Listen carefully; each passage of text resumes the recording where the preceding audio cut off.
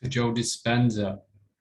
Evolve Your Brain, Chapter 12, subsection From Thinking to Doing to Being. From the book Evolve Your Brain. I'm going to hand you over to my beautiful colleague, Maria. Take it away, Maria, and let's see what unfolds during this chapter. Feel free to write in the comments, subscribe, comment, share it around. Dear Joe Dispensing, Evolve Your Brain, Chapter 12, From Thinking to Doing to Being. As I was researching this book, one of the people I interviewed told me that he had suffered from debilitating depressive episodes from his adolescence through his late 20s. This surprised me, because upbeat, compassionate, and spontaneous Larry seemed like the last person in the world who would have a history of depression. Like many functionally depressed people, he was a good actor. Most of his colleagues at the design firm where he worked would have never guessed Larry harbored a secret. He often stayed late on the pretext of having to work, but in reality, he feared going home to an empty apartment. During weekends, Larry purposefully... So yeah, it gets us thinking about the invisibility of these conditions, anxiety, depression. You may think, like Larry's, the last person, you see people in the media, friends, you think, yeah, they're in a good place, but without understanding the reasons, like Larry staying late. People just believe Larry staying late to catch up on work, but he actually wasn't doing much to go home. So yeah, have a think about that. Avoided most human contact because routine social exchanges were a reminder that he lacked meaningful and emotionally intimate relationships. Thus, he had become a member of what he called Dispenza Joe. Evolve Your Brain, page 454. Health Communications Incorporated, Kindle Edition. The Dawn Patrol. On Sunday morning, he'd arise before 6 a.m. to do his weekly marketing. He developed the habit because, following the painful dissolution of the one long-term relationship he'd had, he'd be in tears as he walked the grocery aisles, plagued by memories of the two of them shopping together.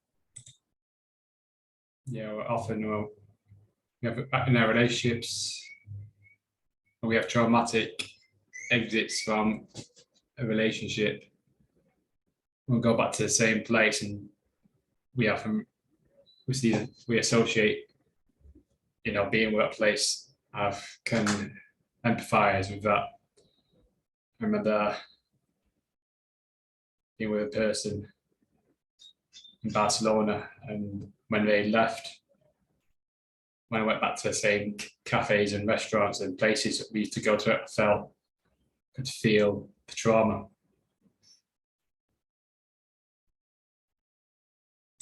After a failed... Often when we go back to these places, we experience the emotion, it can dissolve. Marriage, he went into a tailspin, ultimately not It can go the other way. Showing up for work and lying in bed, his apartment strewn with garbage. After that, Dispenza Joe. Evolve Your Brain, page 454. Health Communications Incorporated, Kindle Edition. Psychiatrist diagnosed his problem and suggested antidepressants. Usual thing, diagnosing antidepressants. Take this pill. Larry declined. This will suppress. This is a way to suppress this condition you've got. 2 months after his diagnosis, he was feeling as good as he ever had in his whole life. He told me that when he discovered that what was causing his oddly morose behavior was biochemical in nature and not some parental curse, his parents were undiagnosed depressive recluses who remained emotionally distant from Larry and his siblings. Parenting. He felt enormous relief. Once he could apply a label to the disorder in his life. So we get the insight, it's your parents. Your parents were depressed. They were victims. You can question, our parents, our grandparents, and their behaviors, and then we can feel that relief. If it's not us, it's just our parents. So we can unattach. Formulate a plan to overcome it. Larry applied some And when we're clearer, when we can, as Larry has done, formulate a plan. mental discipline to his personal transformation. He read up on depression and its causes and cures. So getting the knowledge. He even dabbled in some self-help reading. But instead of imagining how he could regulate the action of his serotonin uptake inhibitors, he started thinking about who he wanted to be. He created Dispensa Joe. Evolve Your Brain, page 454. Yeah, this is just when I've copied it Health and pasted it, it's Communications not. Incorporated, Kindle edition. A mental catalog of the circumstances and events from his past and from his observation that he could label as happy. Larry then created an ideal of what he wanted his life and his personality to be like. It was easy to find inspiration for this creature he was Frankensteining together. So we're thinking about following the process here of Larry's journey. It's time to think about who he wants to be now. He'd spent the better part of his life admiring the ease with which other people seemed to move through their days and engage in social activities. From one person, he stole a sense of humor. From another, a social adroitness that manifested in always being able to say the right thing. And from another, a self-confidence that never veered into cockiness. So we're learning from people who we want to be like. When he'd assembled parts, Read books, podcasts, YouTube, people in the street, looking at people's behaviors. And say, oh, I wonder what if I could act like that, and just from donors real and imagined, he did a lot of homework watching television and movies. Imagining how the newly configured Larry would behave, he speculated about how that conglomeration of speculated, parts imagined, make up his new personality. thinking.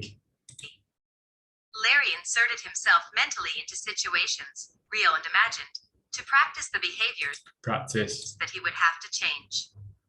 He already had a strong set of skills. His professional life was a good platform from which to build. That Larry hadn't been able to transfer those skills to his social life was one of the major symptoms of his particular form of depression. So often we acquire skills that are just pointless.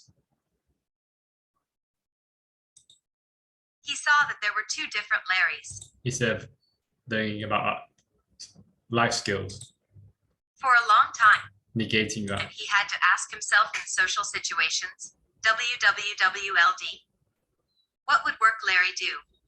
WWLD. WWW. World War LD. After he'd assembled What all that would- knowledge, much of it What would work Larry do? What would work Larry do? What would work Larry do? semantic. He set out to demonstrate what he'd learned and mentally rehearsed. Intuitively, Larry understood that he had to change some of his habitual actions. One of the first things Larry did in his quest for change was to force himself to go shopping after work or in the middle of the day on Saturday. Larry also practiced being happy on the weekends. In time, he was able to leave his apartment anytime he wanted, or whenever he felt himself sliding too comfortably into his old routine. So noticing when we're slipping. Eventually, when he went to the grocery store or for a run or a bike ride around the neighborhood, he noticed that people would smile at him, and he could smile back. In addition to taking up karate, Larry challenged himself by taking classes at a local improv theater.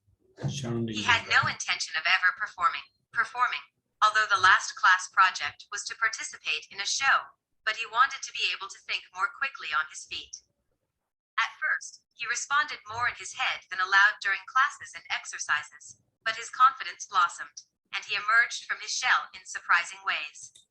Emerging from your shell, surprisingly. Larry understood the implications of his onstage transformations. Over time, Larry was able to stop asking himself, WWWLD. When he applied some of those social skills to his personal life, people responded to him. So it's just naturally becoming someone else. Once those new circuits And the universe responds. were more firmly wired, once he was out in the world practicing being more open and exposing himself to new experiences, he Expose yourself to new eventually experiences. got to the point where work Larry and home Larry were just Larry. Being this new, modified version of himself was becoming easy. Eventually, Larry even started to date Rebecca, a brown belt in his karate class and an intensely vivacious woman any man would be attracted to. Her presence provided a whole new set of emotional experiences that he loved and enjoyed. There were still occasional bumps in the road. Sometimes Larry felt like he was slipping into his old routines again, but he eventually learned not to compare himself to others. He knew he still had a ways to go, but, as he said, the very fact that he could tell me all of these things about himself was a pretty good indication of the level of comfort he felt. He had grown so accustomed to being this new Larry that the other Larry seemed to be a character in some dimly remembered movie he'd rented. Good line. The old Larry seemed to be a character in some dimly remembered movie. In a final, shrewd observation, Larry told me that he didn't want to forget about the other Larry entirely. It's like when I learned that I was clinically depressed. The fact that I could identify the source of my unhappiness was a great comfort. I need to keep in mind who I was and how I was before.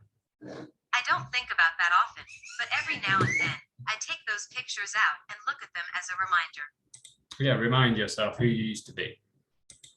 The thing is, I can and how far you come. look at them, but I don't go back there. Larry had As long as you do it all back there. certainly produced a different outcome in his life, and the fact that he could revisit that past self and didn't have to bury it completely seemed Yeah, without verifying it. a remarkably healthy thing. You see, Larry intellectually understood from his doctor's diagnosis that he had a hardware problem in his brain. His neurotransmitters, circuits, and brain chemistry were out of balance and had resulted in depression. He also realized that a software problem had contributed to his depression. The stressful events of his divorce and their ensuing memories had changed his behavior. So we've got the hardware, the neurotransmitters, and the software, the memories. He needed the knowledge that he had both a hardware and software problem, but that intellectual understanding didn't change how he felt. Medications and therapy might have helped him to some degree, but relying on pharmaceuticals meant to him that the moment he stopped the medications, his depression would return. Yeah, we become reliant on these therapists, pills, coaches.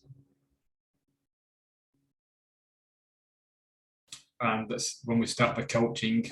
It's like when you go to a gym and you might hire a personal trainer. You think, oh, that person's going to help me, you know. And when you start with personal training, you often go back to who you were. So you have to realize you've got to do the work. For those reasons, In the end, he took it upon himself to intentionally change both the hardware and software in his brain. no one outside of you, nothing outside of you is going to change the hardware or software. We do that. We voluntarily do that. By using a progression of thinking, doing, then being. Let's look at Larry's healing from a more neurological perspective. When he decided to change his life, one of the first things he did was create a new model of himself, based on semantic knowledge and episodic memories. So creating a new model based on semantics and episodic. Drawing on his past and his workday behaviors, he assembled new So Dr. Joe often refers to this in seminars. Have you got your model? How's your model? Yes, I remember he asks his students. circuits based on previously stored and wired concepts. He added new information that he could try out and ultimately become. Larry used mental rehearsal to develop that new self-image in his frontal lobe. He spent a lot of time planning that new ideal, to the point that those novel combinations, patterns, and sequences of freshly acquired and stored information could be hardwired in his brain as a new level of mind. But Larry still had to modify his behavior, not just his thinking. Altering some of his old habitual behaviors in the process, he attempted to apply what he knew. Although he had speculated about the possible approaches he could take in his encounters with other people, and posited what his life would be like if he did X, Y, and Z, the possibilities that his frontal lobe created weren't yet personalized.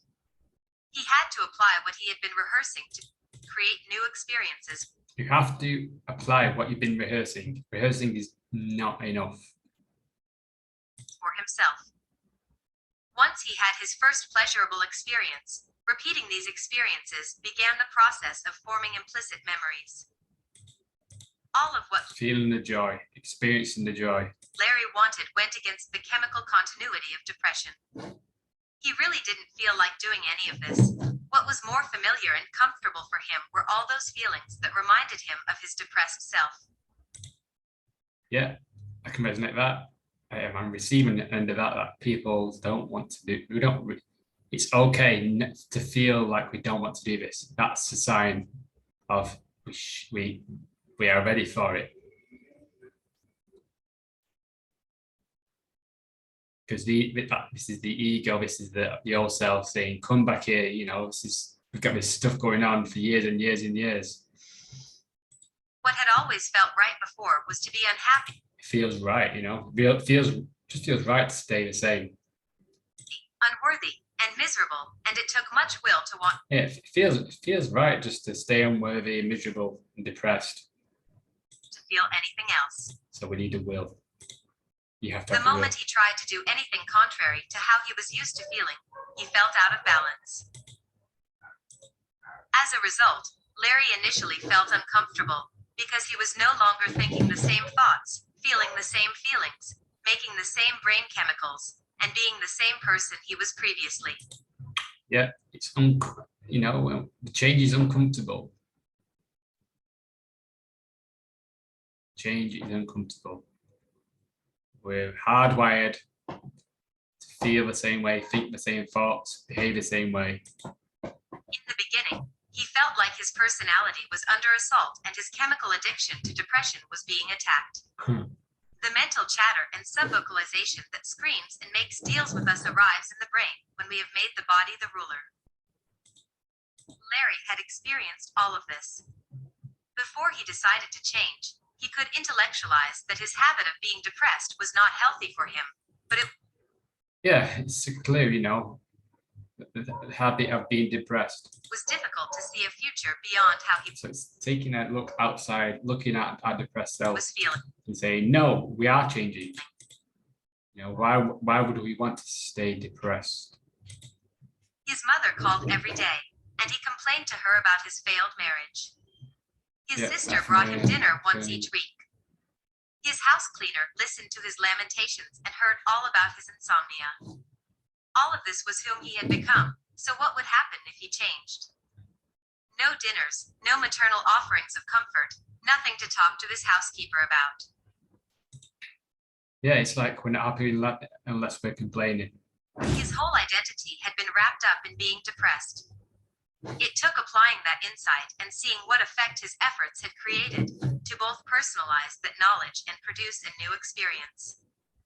Larry learned from his mistakes and rehearsed how he would behave differently at the next opportunity. Yes, it's conscious effort to sit down with yourself and learning from your mistakes. What would I do next time I had the same opportunity? He reviewed his actions every evening with self-awareness and self-observation. He consciously changed his behavior and produced different outcomes as a result. Every day, he repeated this process and evolved his thoughts, actions, and attitudes. Evolve your thoughts, attitudes, and actions. In time, his actions were consistent with his thoughts. He stored new memories as a part of his evolving neural network of a more social and more happy Larry. The best way for us to be rid of old memories and painful past associations is to make new memories. We can steal the neural growth factor that once cemented those painful old memories and redistribute it to create new bonds. liberating energy. Yeah. What is crucial to understand is that Larry was able to summon these new patterns at will. He wasn't just firing off stored patterns at random. He was consciously picking and choosing from a menu of behaviors that he hoped would fit each social situation in which he found himself. In time, the level of consciousness necessary to fire those newly formed and still evolving patterns decreased. The new, more socially balanced Larry had become an automatic, unconscious process. He broke the old habit of self and formed a new habit of being. Dispensing. That is, yeah. That is story of Larry and the change. What have you learned from that? What insights did you get? I'd love to hear. Please drop in the comments. And yeah, you can download this Audible, Kindle, hard copy. On to chapter 12, coming to the end of a book. I enjoyed having your company. Yeah, this has just helped me understand the process of change and the discomfort of change, and creating new. The way Larry was aware of the old self and just really that will to want to be someone new, and understanding why he was like that, why he was like where his behaviors came from his parents, why he wanted to change and having that will, and what you needed to do. He rehearsed, totally committed to rehearsing and reviewing who he was, self-awareness, the books, and creating that new model. And there we go. He started to see evidence in his physical, with dating, that with the experiences with karate lessons. He understood that he needed to have a new experience to change. He created a new environment. He understood that just mental rehearsing wasn't enough. You need to go out into the field and experience it, to steal and speak to different people, learn from people, and yeah, model different people's behaviors. So yeah, there was a little bit at the end of that subchapter, but that was to end it there. So sending love to you all.